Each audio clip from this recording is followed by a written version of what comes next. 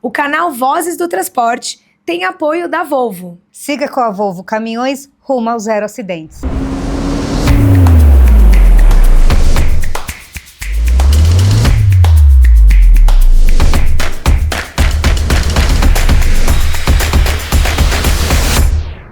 Olá, eu sou a Andrea. E eu sou a Dani. Sejam muito bem-vindos a mais um episódio do Vozes do Transporte.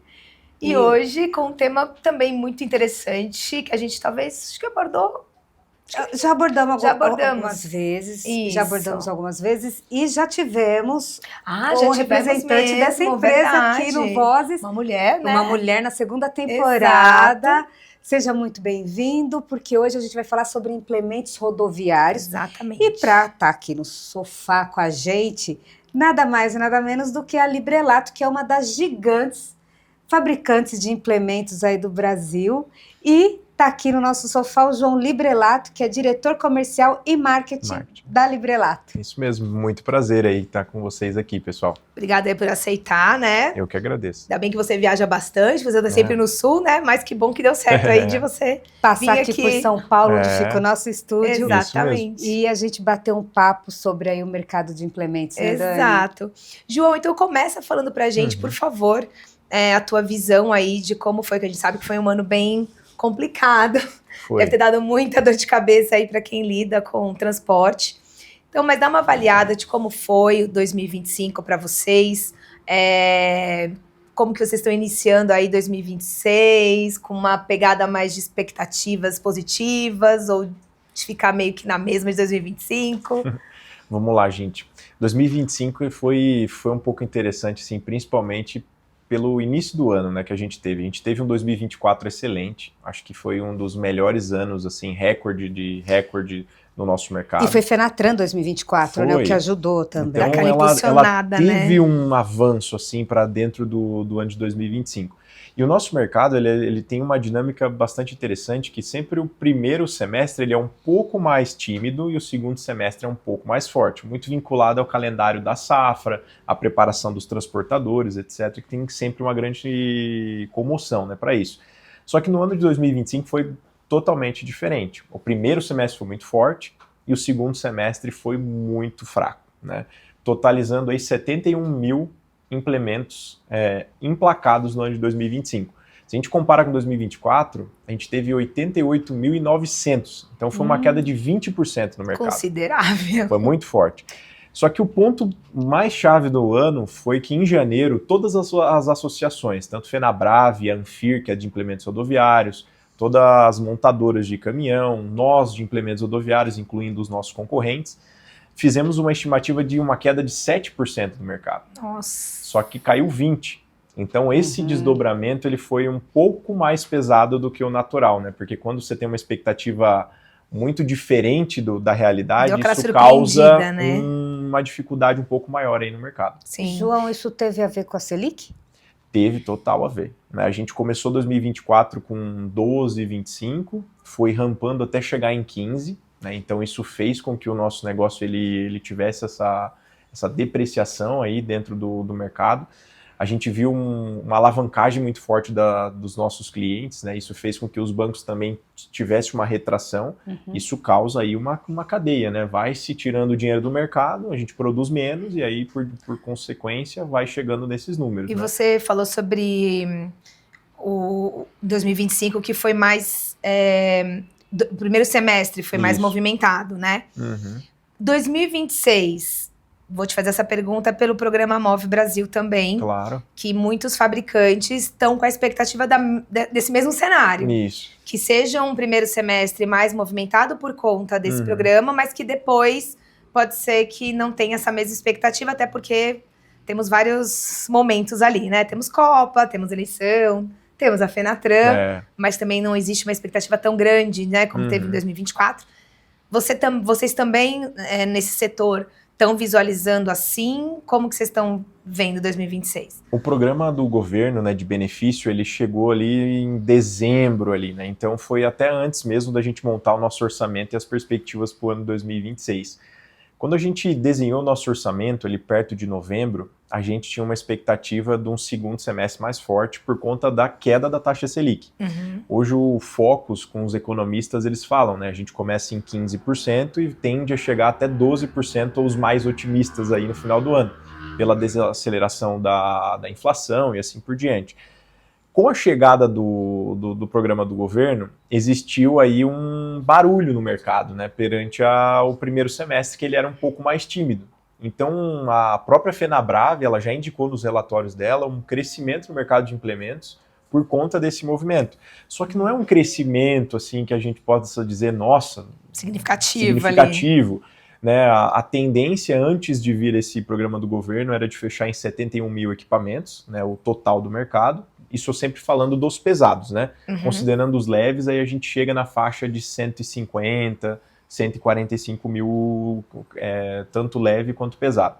Só que, fazendo um recorte do pesado, agora com essa nova projeção, vai para 72.500. Então não é um número expressivo. Não é uma expressividade, assim, né? A gente possa se dizer, assim, que, nossa... Só que eu já estou notando isso, tanto nas visitas, né? A gente está indo muito mais a campo do que a gente ia no passado, muito mais próximo do cliente para entender as dores, e a gente está vendo, sim, uma alavancagem da cotação, né? Muita cotação. Se a gente for comparar a nossa cotação de janeiro de 2025 para janeiro de 2026, teve um salto de 30%. Em cotação. Em cotação. Só que o fechamento a gente ainda não está vendo esperando. Mas porque é um valor significativo, né, dessa taxa. É atrativa, né? Do Move Brasil, né? Digo assim, se o cliente já estava com uma expectativa de renovação, de compra, é um momento, vamos dizer assim, favorável, porque ele também não sabe o que vai acontecer depois, né? Como você vê essa questão do Move Brasil? Porque envolveu caminhões. Isso. Mas eu lembro, agora...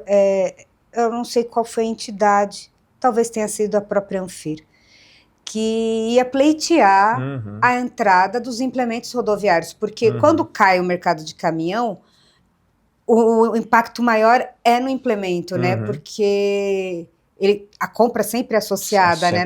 Principalmente pesado.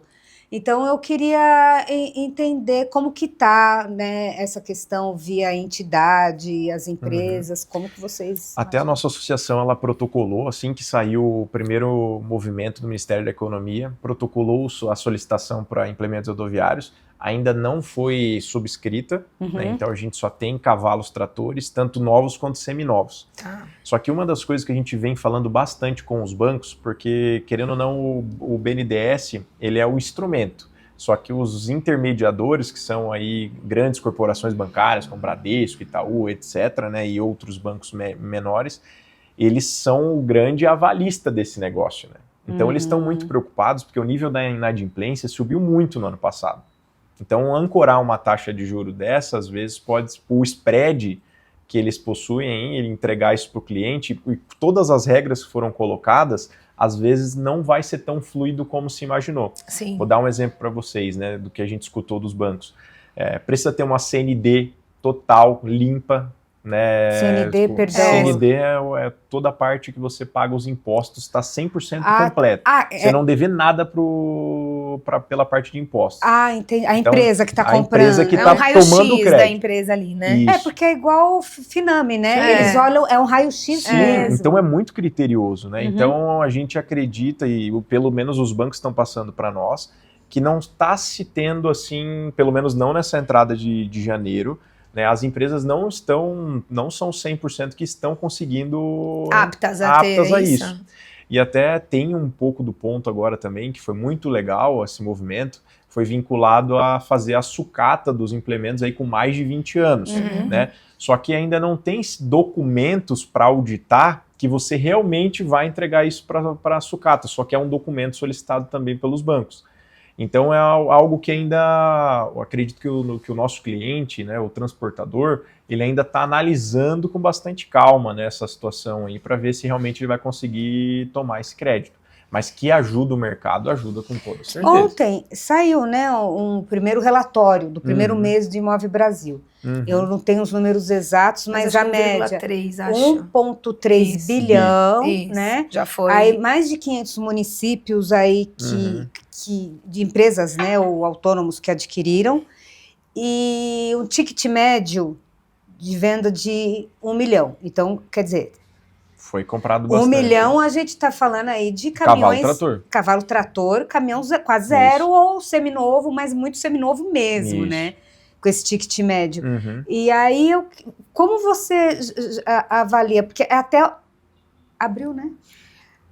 Na verdade vai até maio. Foi para maio. Vai até a medida provisória, acho que acaba em maio, ela acaba, eu acho que é isso. Com esses números, você acha que é possível impactar, mesmo não estando no programa Implementos Rodoviários, impactar, porque esses caminhões eles vão ter que atrelar algo. Vão precisar. E eu te faço essa pergunta emendando um comentário, que aí você me corrija se eu estiver errado. A frota de implementos, ela demora mais a renovar do que a de caminhões. Isso é verdade. Então eu queria saber também, olhando para essa questão, existe esse apetite ou, via de regra, pode não fazer tanto sentido, já que implementos rodoviários não têm a mesma velocidade de renovação quanto de cavalo? Até o que a gente está analisando, assim, né? Existe no mercado um número muito forte, que até quando a gente, antes da chegada do 4º eixo, das composições mais longas de 9 eixos, etc., que a cada cavalo trator, 1,43 implementos rodoviários são comercializados na média. A cada cavalo? A cada cavalo. Então, por exemplo, né, se eu tiver... é claro, né, um mês vai dar um pouco mais, um mês vai dar um pouco menos e assim por diante. Mas essa média, ela tende a acontecer ao longo do tempo, né, salvo essas ocorrências aí de abertura de legislação para composições de eixo.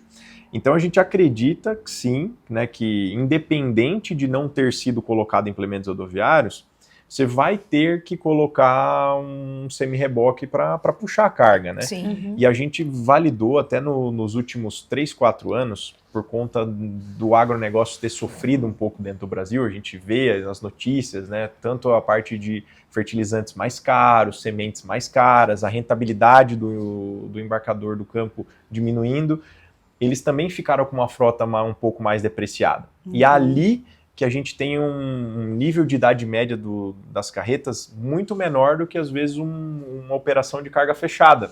Então, eles são os clientes que mais demoram, vamos dizer assim, para fazer essa renovação. E que a troca é muito mais rápida, porque deprecia mais o produto, né? Porque a utilização de itens corrosivos, etc, né? Sim. Então, a gente está, sim, esperando, né, uma renovação de frota no agro, né? Desse segmento. Até um dado muito legal para trazer para vocês, que a gente estava acompanhando aqui, eu queria trazer para poder complementar. De todas as comercializações de implemento, eu pego um recorte de 20 até aqui, né? De 20 até 2023, 2024, em torno de 50% era composições de basculantes e graneleiros. Que de são 2020 de 20 a 2024. 50% graneleiro. 50% graneleiro. A partir do segundo semestre de 2024 e a chegada de 25, esse número foi para 35. Nossa, e o que... Foi por conta dessa desaceleração do investimento, né? Quando o dinheiro sai de um Esse segmento, você tende a investir mais na sua operação principal. E você deixa a secundária, que é o transporte, você deixa depreciar, você vai investindo mais em manutenção, serviço, etc, né? Reformas. E esse tipo de implemento está no agro, né? Isso, está no agro. E então, esse ano, né, por todas as numerologias que a gente tem de idade média de frota, a tendência é voltar para 40%. Não vai ser os 50% que era, mas já tem um crescimento. Mas justamente por conta desse período de baixa. De compra. Que agora ele vai precisar renovar de qualquer... Então, com toda certeza, esse movimento, ele tende a ajudar muito as fábricas de implementos rodoviários. Crescer. Essa demanda é verdade, porque, por exemplo, até os próprios fabricantes os de caminhão, eles estão apostando nesse segmento. Sim. Porque eu acho que foi o segmento que menos desenvolveu e cresceu nesse período. Então é meio lógico isso que você colocou. E assim, vai ao encontro também de alguns movimentos que a gente viu no ano passado, que a indústria cresceu, né? Indústria, o consumo. O consumo. Então, esses de 50 para 35. E o que cresceu? Agora, qual foi a contrapartida? Foi para atender a indústria? Que tipo de implemento? implemento? Quando a gente olha a carga fechada, foi um absurdo, assim. a média histórica da venda de comercializações de cargas fracionadas, ou as cargas do e-commerce que a gente está acostumado a pedir aí, né, as Mercado Livre, Amazon, etc., da vida, rodava na faixa de 9% do total da comercialização de implementos rodoviários. Que é a carga leve. A carga leve, a linha isso leve. Mesmo, que é vinculada aos baús, né, que são cargas para e-commerce, consumo, né, bens de consumo. Quando a gente olha no ano passado, saiu de 9% para 17% de peso do mercado. Nossa, quase o dobro. Crescimento o dobro praticamente, né? Foi um crescimento absurdo. E a gente já ainda continua vendo uma fortaleza nesse segmento. Mas é o mesmo movimento também, né? Que a gente viu na indústria de caminhões. Isso. Porque você vai migrando mesmo, né? As composições 6x2, 4x2, no lugar de 6x4. E caminhão médio também, né? O mais vendido do Brasil foi um médio. Exatamente. Né? Então, o Volkswagen... O Delivery 1180. Esse movimento. E aí, quando você está indo nos clientes agora, que você está escutando o que eles estão trazendo para você de principais dificuldades, ainda é essa questão dos juros, ou o que eles estão trazendo para você? Então, hoje, o nosso transportador, ele, além de estar num segmento que é complexo, a gente sabe as dificuldades que o nosso transportador passa nas rodovias, né? Ainda tem alguns fatores que trouxeram um pouco mais de complexidade. A gente sabe da tabela de frete, que foi colocada em 2018 por conta da greve. O que aconteceu em 2025 ali, principalmente no quarto trimestre? Começou a se executar a lei de fato com a fiscalização e as eletrônica. Multas, né? Então, o que aconteceu ainda mais no nosso mercado? Olha que interessante. Quando foi feita a tabela, não existia composição de quarto eixo. Nossa, muitos motoristas estão reclamando disso. Então, gente... Olha que interessante. Aí agora tem uma corrida pelas composições de 9 eixos. Né? Que é a maior reclamação dos motoristas, porque é para... Porque teve uma febre do quarto, os últimos 2 anos, e, gente, ou 2, 3 anos, né? A febre do quarto eixo. Vocês imaginam eu como diretor comercial de uma indústria que tem concessionárias, né? E assim como ocorre nos carros, que eu vou comprar um carro novo, eu boto o meu na troca... Teve uma corrida de 3 eixos no mercado para poder trocar por uma quarto eixo, uma composição de 9 eixos. Então, hoje ainda tem mais essa complexidade para o transportador, que é desovar o patrimônio dele em 3 eixos. Isso. Peraí, eu não tinha entendido. Ele estava desfazendo do 3 eixos para adquirir um quarto eixo por causa da febre. Por conta da febre, da tabela de frete. E realmente não é nenhuma febre, o embarcador, para ele vale mais a pena. Ele fez conta e viu que o quarto eixo ele transporta mais, paga equivalência e paga menos que um bitrem também, né? Para todas as vantagens. Como essas leis, elas são feitas às vezes... Sem uma lógica, um estudo o que vai acontecer. Mais aprofundado.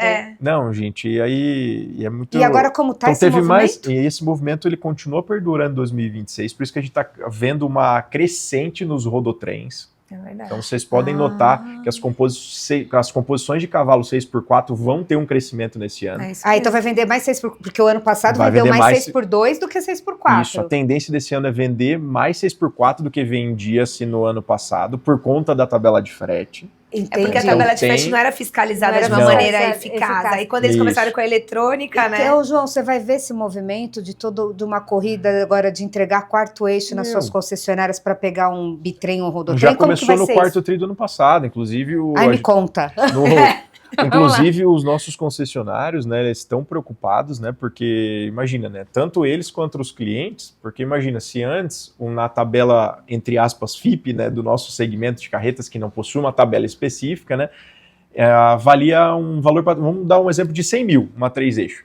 Com essa corrida da tabela, ele viu o 3 eixo dele caindo 30%, 40% de valor de mercado. É mesmo. E a gente sabe quanto vale para o transportador ele rodar o negócio dele vendendo usado e recompondo esse resultado para dentro do balanço. Então, isso foi uma problemática aí do ano de 2025 que vai se perdurar para 2026. Que foi mais para o finalzinho de 2025. Isso. O que está e eu vejo agora que a tendência desse piso acontecer de fato, ele vai ter, assim, ó, gente, claro que tem gente mais corajosa, que vai pagar para ver, mas eu já estou notando os nossos clientes ainda falando para nós que eles estão exercendo sim a tabela, né? Isso é uma informação legal, assim, para dividir com vocês. E até está comunicando com o embarcador. Inclusive, foi uma notícia agora de janeiro que embarcadores também, né? Por exemplo, eu que sou uma indústria, eu vou contratar um frete. Se eu contrato um frete abaixo do piso mínimo também, eu sou compactuante com isso, tenho que pagar uma multa. É isso mesmo. Então tem mais esse fator. Então tem o agro crescendo, que ele já puxa a rodotrem. Tem mais a tabela de frete que já puxa o rodotrem também, para as composições mais longas de transporte. E ainda tem agora, o único ponto de diferença ali que a gente tem que entender é se, né, toda essa movimentação do primeiro semestre por conta do governo, do programa do MOVE, né, Brasil, ele vai apoiar esse crescimento do crédito. Né, então, se isso tudo acontecer, a gente tende a ter um ano aí na faixa de maior do que foi o ano passado. Então, uma expectativa de mudar de número. E assim, pode não ser tão grande em volume, mas o ticket médio de um rodotrem... Com certeza. Aí você tem ganhos aí, né? Sim, mesmo com menos ele unidades, tem uma né? composição... É porque quando a gente faz a conta do rodotrem, eles são 3 emplacamentos, né? Exato. Aí a média, ele até diminui um preço médio de um quarto eixo, que é um emplacamento só. Que no final do dia... a capacidade de carga do país, ela vai aumentar. Vai aumentar, exatamente. Vendendo 71 mil composições de rodotrem com 74 toneladas, contra 71 mil quarto eixo, que é 55 toneladas. O ticket médio do rodotrem é maior, então você vai ter mais lucro em relação... Então, mas como que está hoje? Você está vendo já esse movimento do transportador, o dono do quarto eixo, indo na sua concessionária para fazer negócio? Do 3 eixos por quarto eixo, sim. Agora, a movimentação, o próprio rodotrem, ele é para algumas operações mais específicas. Né? Sim. Agora, do 3 eixos por quarto eixo é uma lógica. Assim, isso você está achando que esse movimento está continuando crescente para 2026. É o que você espera, quer dizer, é o que vocês estão se preparando. Estamos se preparando para isso. Para poder atender essa demanda. Portanto, que nós temos uma fábrica do eixo direcional Manga, né, que a gente está cada vez mais se preparando para ter mais capacidade de produção para ter esse aquecimento da virada. Porque é um eixo que atende o rodotrem. Atende o quarto eixo. O quarto eixo. Porque é o eixo direcional. Tá. É o eixo direcional Manga, tá, né? que é o direcional. Isso. Nossa, e essa demanda, eu achei muito incrível isso. Aí eu até acho interessante. Não, é interessante porque, assim, é bom para um lado, né, ruim para o outro, né? Mas essa é a vida do empresário do transporte, gente. E olha que muito barulho, esse ano ainda tem política, sim, Copa do Mundo, feriado, Fenatran. Tem tudo, é uma movimentação. TIAA, e para você ver como TIAA também impacta as tecnologias, né? Mas uma movimentaçãozinha, né? Se você for pensar, um detalhe, porque foi uma mudança de fiscalização. Sim. O quanto movimenta o comportamento do mercado. Né? Diante disso, a gente pode até já falar um pouco do que, já que vai ser 6 por 4, o que esperar, né? Porque tudo mudou, né? A indústria evoluiu, o transporte evoluiu, a gente trocou tecnologia, Euro 6 e tal. Os implementos caminham para onde? Principalmente quando se fala em segurança, e ainda nessas longas composições, né? O que a gente vai ver aí de novidade, ou o que é tendência, o que você vislumbra? O que a gente está olhando, assim, a gente faz um recorte, assim, principalmente para tentar entender qual que é o caminho de 10, 5 e 3 anos, né? Nós somos uma fábrica e uma marca que ela sempre vai trabalhar para o feito para durar. Então, as nossas inovações, elas nunca são inovações assim que vão ir contra essa filosofia de negócio. Então, até para os próximos anos, né, o que a gente está vendo? Essas composições de segurança cada vez mais vão estar dentro do jogo do transporte, né? Porque no final do dia isso é um risco para quem está andando em conjunto na rodovia com o produto. Então, para nós, evolução de segurança é um negócio muito sério, está no nosso escopo. O segundo escopo é a eficiência do transporte, né? A eficiência em todos os quesitos, né? Tempo de descarregamento, tempo do produto versus o peso transportado que ele tem, né? Então isso sempre vai estar batendo na porta do fabricante de implementos rodoviários, né? Trazer um produto cada vez mais durável e com uma carga, uma tara líquida menor para que ele possa carregar mais peso, né? E um terceiro é trabalhar essa conectividade do equipamento com o cavalo trator, tanto no movimento de aerodinâmica quanto de dados, informações, né? Então são 3 vertentes assim que a gente não pode correr disso, e a gente tem que estar sempre trazendo a vanguarda para o movimento de implementos. Então, segurança, eficiência do transporte e a parte de conectividade, cavalo, carreta. Né? Na segurança, eu queria te fazer uma pergunta. Claro. Quais são os principais desafios? Porque a gente vê que essas quadrilhas, vamos dizer assim, elas estão cada vez mais evoluindo e hoje até com essas... com inteligência artificial, enfim, às vezes fica até mais facilitado para eles essas informações e tal. Como que vocês se protegem? Porque deve ser uma coisa que não tem fim, né? Assim, você lança uma tecnologia, essa tecnologia já não serve mais. Qual é o principal desafio desse? Porque eu acho que os outros pilares, não sei, me parece um pouco mais... factível? De acontecer, enfim. Sim. Agora, a segurança sempre me causou uma curiosidade, né? De como que vocês trabalham. Porque também tem que estar linkado, né, com o caminhão, enfim, para você poder ter essa eficiência.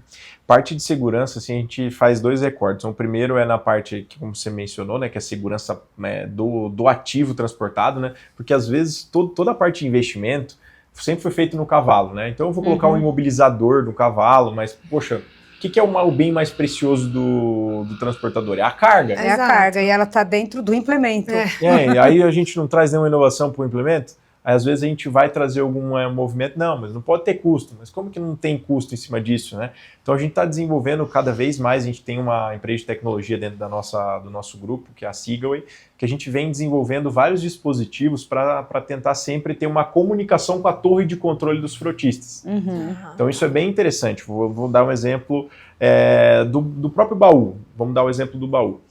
Onde eu coloco uma cerca logística, que ele é todo bloqueado e não é nem por senha. Ele bloqueia dentro da torre de controle, né? Então, se um hacker for lá e fizer toda a parte de entrada dentro do sistema deles, aí não tem muito que a gente fazer. Mas ele tira totalmente essa dinâmica do motorista ter que abrir a carga, né? Isso é bem interessante.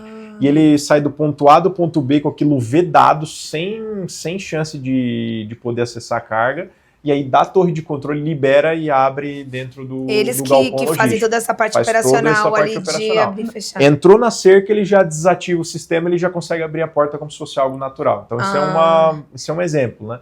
E um segundo exemplo na parte de segurança é a parte de ergonomia geral do motorista, que é um dos pontos principais aí que a gente está vendo cada vez mais, o desinteresse, né, das novas gerações pela profissão. Pela profissão. É verdade. Mas agora eu não entendi como que funciona isso. Então, vou dar um exemplo para vocês, assim, hoje a abertura de uma lona, né, de um produto que tem 3,30 metros, né? Antigamente, você não tinha preocupação com nada, né? O motorista subia as escadas lá e batia a lona. Hoje não, hoje a gente já consegue fazer tudo por controle remoto. Automatizado. Então você vai ser mais fácil. Físico do motorista. Você falou, voltando aí essa questão de segurança, da cibersegurança, que você falou, às vezes, né, não tem que fazer com hacker, mas hoje a gente já está vendo até algumas linhas de caminhões, a gente pode até citar, porque a Scania, por exemplo, que mudou todo o painel do veículo tal, para atender essas questões de cibersegurança, né, de evitar que um hacker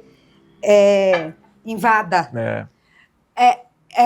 A questão dos implementos, vocês já caminham também para isso, pesquisas e desenvolvimentos, porque agora cada vez mais, até você exemplificou que o caminhão ele tem que conversar, ele tem que estar mais conectado com o implemento e o caminhão ali juntos. E como isso?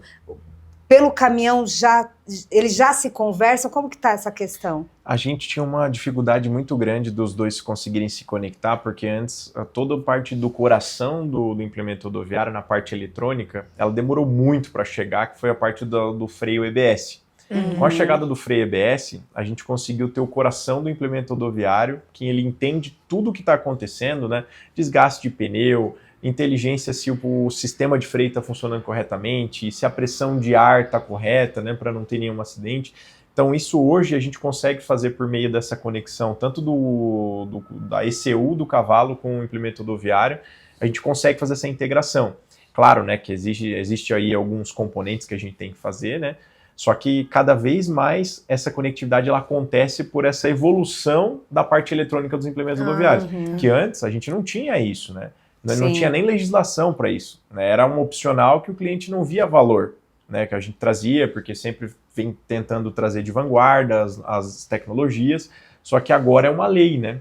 Inclusive, desde 2024, né, para 2025, os produtos que não são quarto eixos, porque não passou pela legislação, eles possuem aí a frenagem EBS. Então, isso já traz outro tipo de tecnologia para a carreta, possibilitando ela ser conectada ao cavalo. O quarto eixo não tem, né?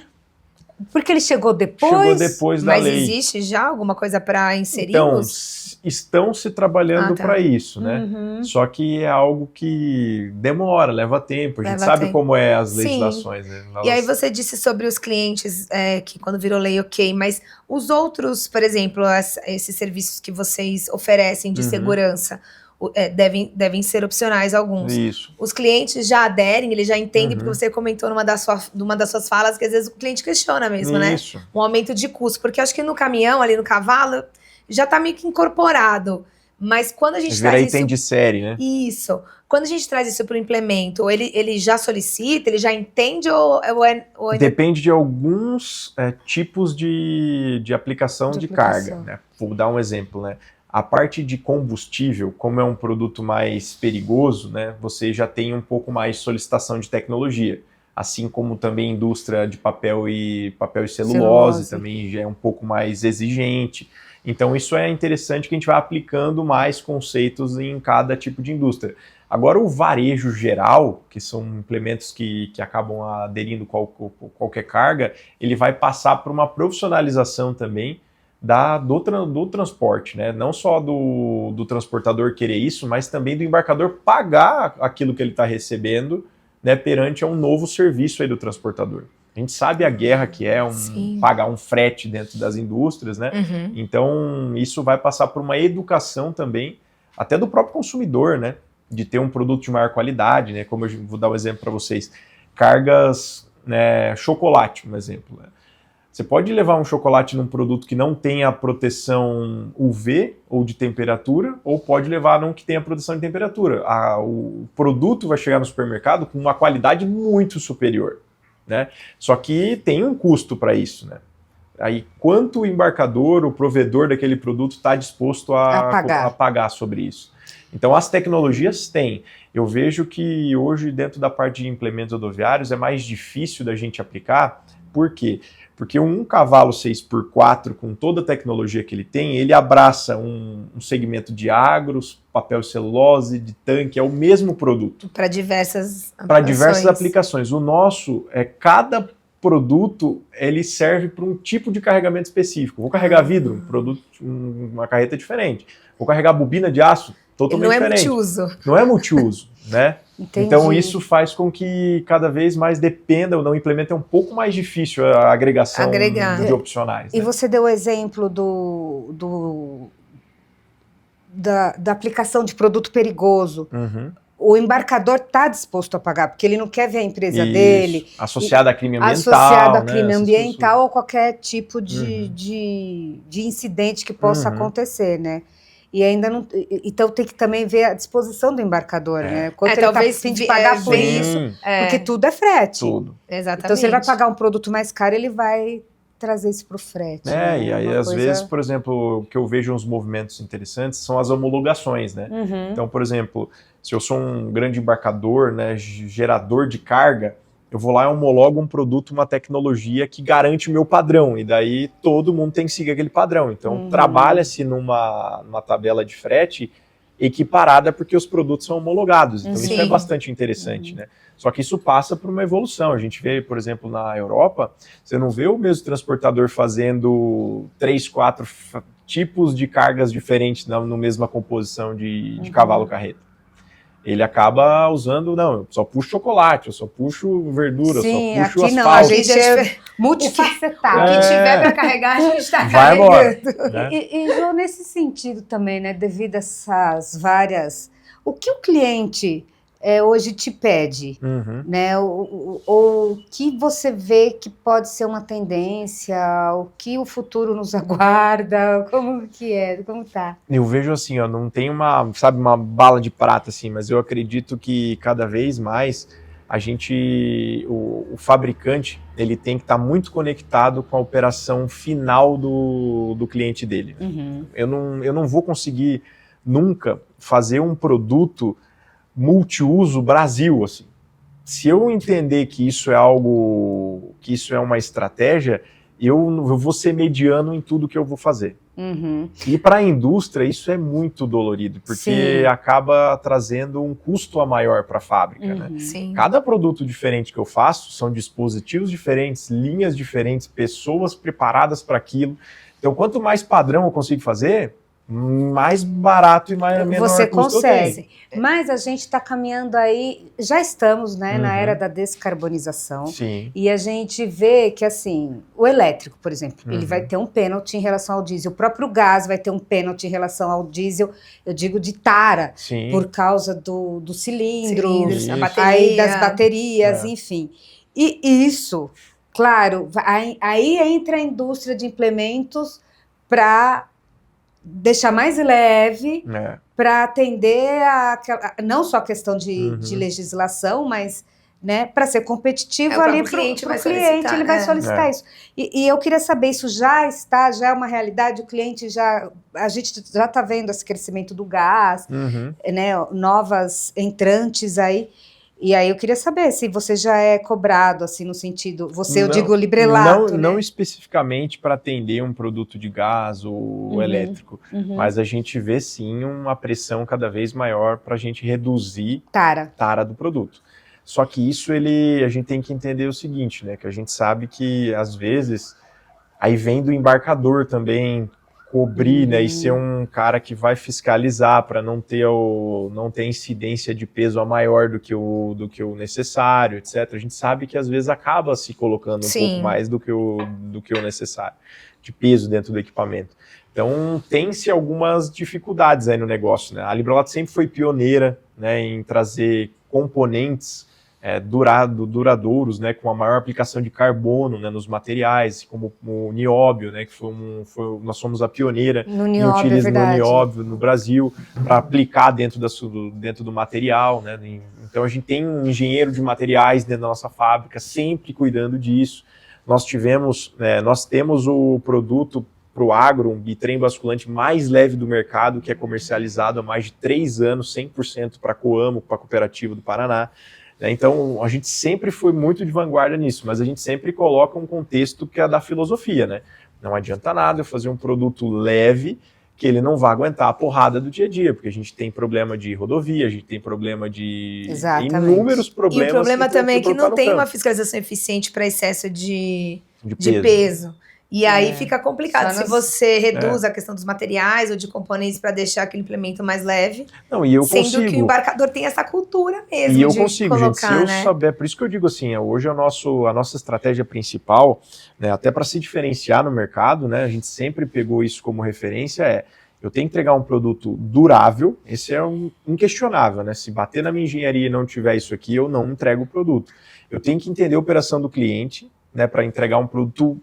Nossa, é a cerejinha do bolo aqui, ó, pro cara, né? Isso tem um custo, mas é a nossa filosofia de entender a operação do cliente, entregar o produto ideal, que daí eu consigo avançar o máximo de estudo nessa aplicação. E o terceiro ponto é essa questão da segurança que eu falei para vocês, assim, né? Porque a gente já pensa no conceito do motorista. Eu acredito que a gente cresceu muito, né, de 69 para cá, focado assim em trazer o produto assim mais ideal pro motorista, assim, mais ideal, né? E você acha que essa foi uma das principais mudanças que você considera, por exemplo, ao longo dos anos, nessa filosofia de olhar o motorista, de deixar ele mais confortável, né? Certeza. Porque às vezes confortável só dentro da cabine. Não. É uma série de coisas que... A geladeira, a cozinha do cara tá no implemento rodoviário. Exato. Né? Então a gente cuida muito disso, né, para acabar entregando essa comodidade pro motorista. Porque a gente sabe, se ele falar mal do nosso produto pro empresário, com certeza o empresário não vai investir na nossa marca. Uma tem decisão, um poder muito decisão, grande, né? muito grande. E merece ter mesmo, né? Sim. Porque ele que tá usando no dia a dia. E até porque o que você falou também é real, né? Hoje em dia é muito importante mesmo se olhar. Quem não olhou tem que olhar. Com certeza. Porque o motorista realmente está deixando uma série de outros problemas, não é só em questão de conforto ou não conforto, né? Temos toda uma estrutura por trás também, mas isso também faz a diferença para quem quer ingressar, né? E essa profissão, ela tem que ser valorizada, né? A gente sabe o quanto é complicado. Meu pai foi caminhoneiro, né? Por 6 anos antes de começar o negócio, né? E ele mesmo me comenta várias vezes, né? Imagina você passar 3, 4 meses longe de casa, né? Então, esses caras são os heróis mesmo da estrada, né? Então, a gente tem que tratar da melhor maneira, que é muito difícil você achar hoje alguém que tenha predisposição para isso, né? Com certeza, com certeza. Sincero, ainda mais no mundo de hoje não tem como. Então, a gente tem que investir muito bem nisso. Sim. E eu acredito muito, né, que com os avanços de outros modais, que até às vezes as pessoas me perguntam, né, como é que você fala de avanço de modal, cabotagem, ferroviário, e isso não é contra o seu negócio? De jeito nenhum, gente. A gente olha lá fora, né, o Brasil tem uma concentração muito boa por rodovias, isso é muito legal, só que se quiser continuar avançando e dar esse conforto para essa cadeia, ele vai ter que explorar outros segmentos. Com certeza, porque não dá, ele não dá conta, exatamente. Tem como o caminhoneiro dar conta de tudo. Porque hoje um cara fica 3 meses longe de casa? Porque ele tem que fazer distâncias absurdas que não teria necessidade de se fazer isso, se tivesse outros modais de infraestrutura. Chega a ser desumano, né? Então, é algo que a gente se preocupa bastante, assim, sabe? Para estar sempre entregando um produto durável e que atenda essas especificidades também no motorista. No ano passado, vocês inauguraram uma fábrica aqui em São Paulo, né? E eu queria que você trouxesse, assim, um pouco de quantos meses já tem de operação? Da inauguração da fábrica faz mais ou menos uns 5 meses. 5 a 6 meses. Foi pouco, né? Só que da concessionária que ela veio antes, a gente já tem aí praticamente 1 ano e 2 meses de operação. Né? E como que está a operação em São Paulo? Porque eu lembro que na época da inauguração da fábrica, uma das coisas que foi dita, acho que inclusive por você, é a questão da logística, né? E o quanto isso ia ajudar até a atender outros mercados. E vocês estavam de olho na expansão aí, na internacionalização. Como que está, a partir da fábrica, isso? Como que vocês estão fazendo? A gente ficou muito feliz com o investimento, né? Até uma das coisas que se a gente for olhar o nosso segmento de implementos rodoviários, poucos investiram no ano de 2025. Nós continuamos investindo muito pesado, né? A gente investiu numa fábrica nova, a gente investiu num consórcio próprio de fábrica, a gente investiu numa fábrica no Rio Grande do Sul de eixo de suspensão. Então a gente fez inúmeros investimentos para trazer toda essa competitividade, né? E olhando para São Paulo, se fosse um olhar bem dedicado para São Paulo, era um segmento que a gente não tinha tanta atração, que era o segmento de carga fechada, né, em especial o baú alumínio. Então a gente trouxe uma dedicação assim, para uma linha de produção dedicada especial para o alumínio, né, não concorrendo tempo e espaço com as nossas linhas de Santa Catarina, que são dedicadas para outros segmentos, do agro, do combustível, do celulose, muito focada para isso, uma equipe treinada, específica, para ser assim 100% de eficiência. E a gente ficou muito feliz que a gente tinha uma programação de fazer aí na faixa mais ou menos de uns 380 equipamentos, né, na verdade nossa expectativa era mais baixa, 250 equipamentos no ano emplacados de furgão alumínio, a gente emplacou 400 equipamentos, a gente emplacou a mais. Aquilo que você falou no começo, né, dessa expansão aí da indústria, do e-commerce, então foi muito favoreceu. Bom, porque a gente pegou um pouquinho do final da festa, vamos dizer assim, né, com a nossa indústria, mas a gente não tem problema com isso, né? A gente sabe que é um segmento que ele tende a se permanecer forte no Brasil, né? Veio para ficar, né? A gente só olhar o nosso modo de consumo, né? Exatamente. A gente, às vezes, quando ia comprar numa farmácia um suplemento, ia comprar num mercado um item de limpeza, higiene, etc. A gente compra pela internet, que é mais fácil às vezes, né? Então, já engloba tudo, fica em casa, não precisa sair. Então, isso fez com uma mudança geral, né? E a gente tem muito, né? Acredita muito que não vai voltar para aqueles 9, lembra do 9 que eu falei lá para vocês? Sim. Mas ele não tem de permanecer no 18, que também foi um salto muito grande, mas ele vai estar na faixa de 12, ele vai estar em ascensão 13, ainda. vai continuar muito forte. Ele foi para um outro patamar, né? De peso no mercado, né? Então a gente está muito contente com o investimento. A gente acredita muito que isso vai trazer outro nível de exposição para a nossa marca, né? Que a gente sempre teve. Se a gente for olhar o Brasil, se a gente repetisse o market share nosso, que a gente tem a nível nacional, dentro do estado de São Paulo, nós estaríamos aí, com toda certeza, beirando aí a primeira, a segunda colocação do ranking. Eu queria que você falasse sobre esse crescimento para o mercado externo, que Legal. Também foi uma coisa que você comentou, que tá no foco de vocês, então eu queria saber como que tá. Tá muito, a gente ficou muito feliz a gente remodelou todo o nosso portfólio de produtos, né? A gente adicionou um país novo que a gente não tinha atendimento, a gente veio namorando bastante tempo, entendendo as legislações, etc. Então a gente encontrou um modelo de negócio especial para a Argentina, que é um país muito relevante, né, na América do Sul. Sim. Depois do Brasil, é o maior país aqui que a gente possui, né, de mercado, né, para o nosso segmento. Então a gente desenvolveu, a gente ficou muito feliz. No primeiro ano de operação, que na verdade não foi nem um ano, foi 8, 9 meses, mais ou menos, desde a nossa licença para operar no país, a gente entregou 150 unidades. Né, então foi um número muito legal. Nesse ano a gente já espera 300 unidades, né, começando o ano já com outro patamar. Então a gente está muito feliz. O mercado externo ele representa para a Librelato em torno de 10% da nossa receita, né, isso com venda de implementos rodoviários. A gente ainda é muito júnior em venda de peça de reposição para fora do Brasil, é algo que a gente tende a investir muito também no futuro, né, porque hoje a gente tem fábricas dedicadas, né? Então a gente tem esse potencial, né? Então a gente tende a fazer essa estratégia de longo prazo e nós queremos aí abocanhar o mercado norte-americano, né? Essa expectativa para 2020 é um trabalho... 26, 27.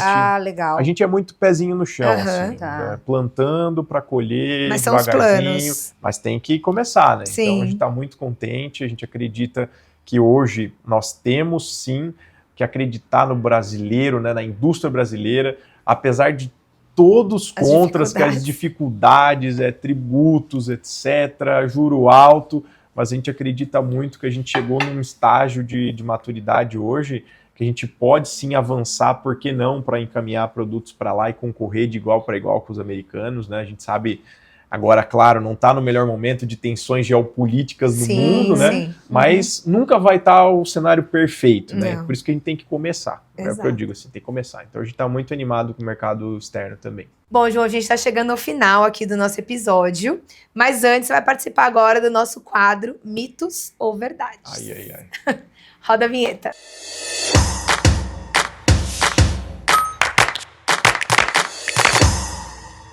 O programa Move Brasil impacta no crescimento nas vendas de implementos, mesmo eles não estando no programa? Impacta, é verdade. Até porque nós sabemos que não está lá dentro do decreto do Ministério da Economia, porém, por consequência, o nosso transportador vai comprar um cavalo-trator ou vai comprar um caminhão, vai necessitar implementar ele para puxar uma carga. Então, com certeza, vai impactar sim. Mito ou verdade? O implemento é um veículo independente e não conversa com o cavalo. Nossa, isso é um mito total, gente. Até entendo por que as pessoas falam isso, mas eu vejo que, é claro, né, passa por um processo de evolução muito grande nas indústrias, né, da toda a tecnologia que o implemento traz. Hoje nós conseguimos sim entregar um implemento que conversa 100% com o cavalo-trator, até entregando todas as temperaturas de pressão de pneu dentro do sistema do cavalo-trator. Então tem muita tecnologia por aí. Então é um mito, com certeza. Mito ou verdade que a mudança na forma de consumo dos brasileiros impacta a produção, está impactando a produção de furgão alumínio? É verdade total, tá? Inclusive, um dado interessante que a gente falou há pouco dentro do nosso podcast aqui foi que o furgão alumínio era consumido por 9% do total das produções de todas as fábricas de implementos do Brasil. E hoje ele representa 17% de peso dentro das indústrias. Então, inclusive, a Librelato, ela era acostumada a fabricar 100 e poucos baús por ano, e só no ano passado a gente fabricou mais de 450 baús. Então impacta sim. Mito ou verdade? A fiscalização da tabela de frete não impacta diretamente no consumo de implemento? Não, impacta sim, gente. Inclusive, uma das maiores movimentações que aconteceu do ano passado para cá foi a corrida da troca dos 3 eixos por 4 eixos e a alavancagem da produção dos rodotrens, né? Então essa sim é um impacto, impacta muito forte a indústria de implementos rodoviários, não é só o transportador, estamos junto nessa, pessoal, inclusive estamos investindo forte aí na nossa fábrica de eixo de suspensão para poder ter aí as composições tanto do eixo manga para o quarto eixo, quanto para os rodotrens também. Tá vendo? Não foi tão difícil, vai? Não. Passou bem. Passou. A gente quer te agradecer, João, aqui pela presença. Espero que vocês tenham gostado. Sim, foi ótimo. Acho que todas as informações bastante que você trouxe. Com certeza. E, assim, novidades, porque eu acho que vem muitas novidades. Temos a Fenatran aí. por aí, Temos a quem Fenatran, sabe? Librelato estará na Fenatran. Com certeza. Então já vamos deixar um convite para o segundo semestre. Exatamente, para você contar as novidades que a Librelato vai apresentar na Fenatran. E você continue com a gente, porque sempre tem novidades. Toda quarta-feira, às 19h30, aqui no Vozes do Transporte. Até a próxima. Então não corre lá, quer dizer, corre lá, né? Se inscreve no canal para não perder nenhum conteúdo. Até mais!